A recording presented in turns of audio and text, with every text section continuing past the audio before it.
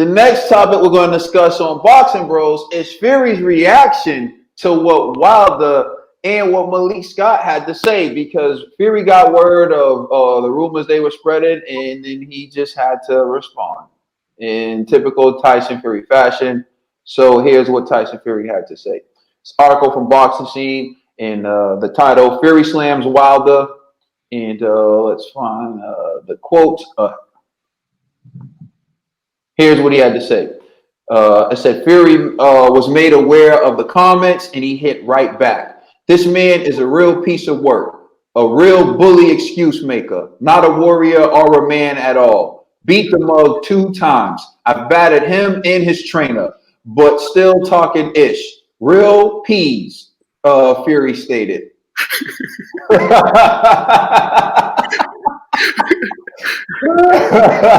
So, Real Dollar Bill, what is your reaction to Tyson Fury's reaction to Deontay Wilder and Malik Scott? Hey, you can't get mad at that response. Can't get mad at that response. I know. He spoke facts. You know, I mean, well, it's not as far as the, you know, I wouldn't go as far as calling them the name calls, but you know, you beat Deontay Wilder.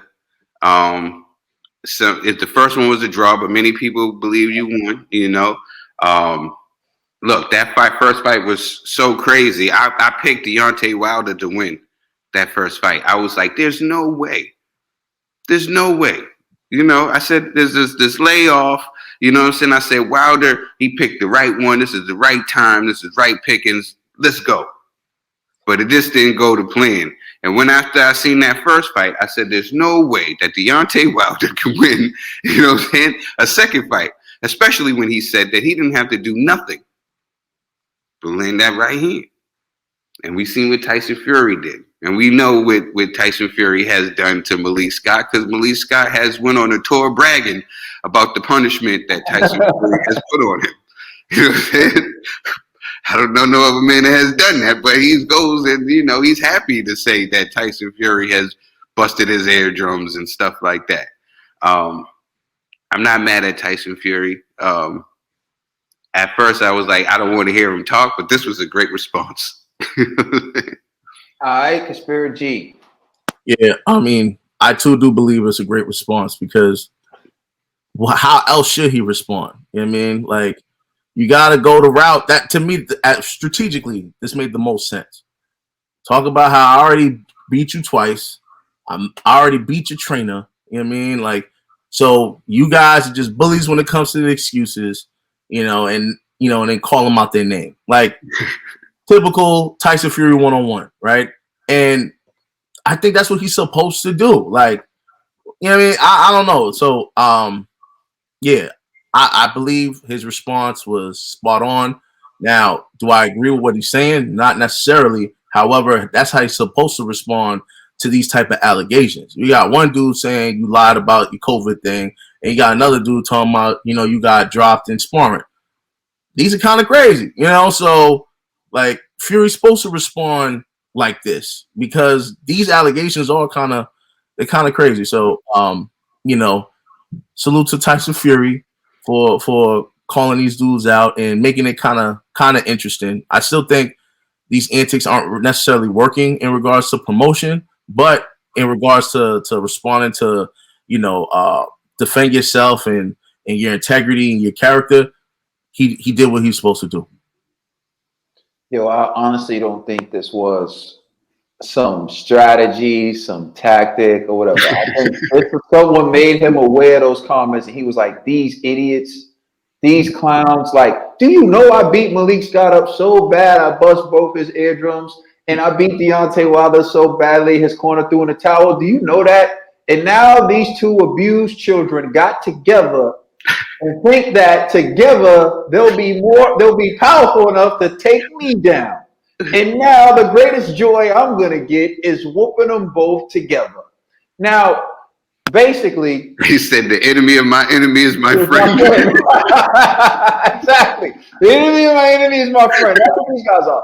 So it's like, imagine in the schoolyard, Tyson Fury, you said Wilder's the bully, but Fury, you're the real bully because you whooped Malik, right? And you bust both his eardrums. So then Malik ran and hyped up Deontay Wilder. Because if you look at the videos, and we got them on Boxing Bros, Malik Scott's in Wilder's corner being the hype man. He's young. He's black. He's young. He's black. Right? So Tyson Fury bust both Malik's eardrums. Malik went to go be Deontay Wilder's hype man. Right? So he went from being the hype man to the later pipe man with his OnlyFans to now being his head trainer, right? So now he's his head trainer. So, but when he was hyping up Deontay Wilder, right, he was his hype man. Yeah, you gonna get Fury, you gonna get some get back for us. He watched Fury stomp his boy in the corner.